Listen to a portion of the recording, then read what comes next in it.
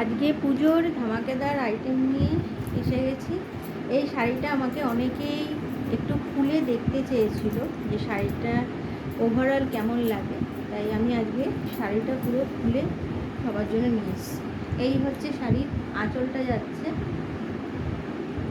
এই যাচ্ছে শাড়ির আঁচলটা,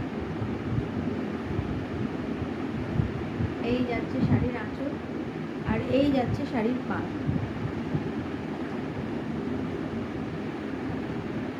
এই যাচ্ছে শাড়ির পাড়।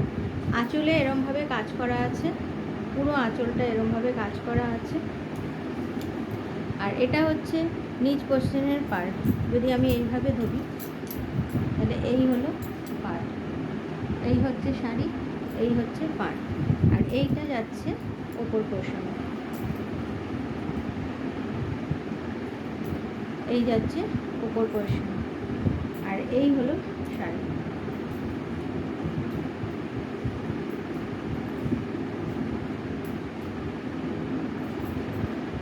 এই শাড়ি, এই হচ্ছে এইভাবে যাবে শাড়িটা। এই হচ্ছে লুক ওয়াইজ এরকম লাগছে। এই হলো আঁচল, আর এই যাচ্ছে পাটটা। ওপরের দিকের পাটটা হচ্ছে সরু, এরমভাবে জারি কাজ করা আছে। এইভাবে সামনের থেকে দেখিয়ে দিচ্ছি, যারা বুঝতে অসুবিধা হচ্ছে, যারা বারবার শাড়ির কালার নিয়ে বলছো।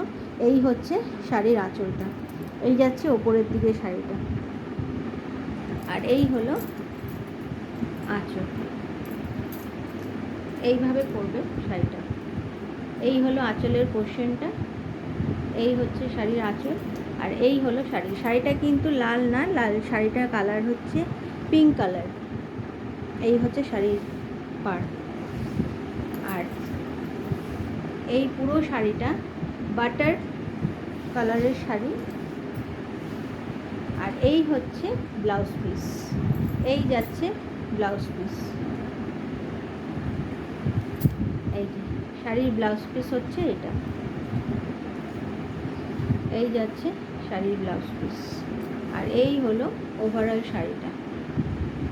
দারুণ সুন্দর একটা শাড়ি, পুজো পারপাসে পরার জন্য, পুজো শুধু না, যে কোনো অনুষ্ঠান পারপাসে পরার জন্য এরম একটা শাড়ি সবার ওয়ার্ড্রপে থাকা দরকার। তো যারা যারা নিয়েছো তাদের তো কিছু বলার নেই, তারা আমাকে ফিডব্যাক দেবে। আর যারা নাওনি চটপট করে বুকিং করে ফেলো এই শাড়িটার জন্য।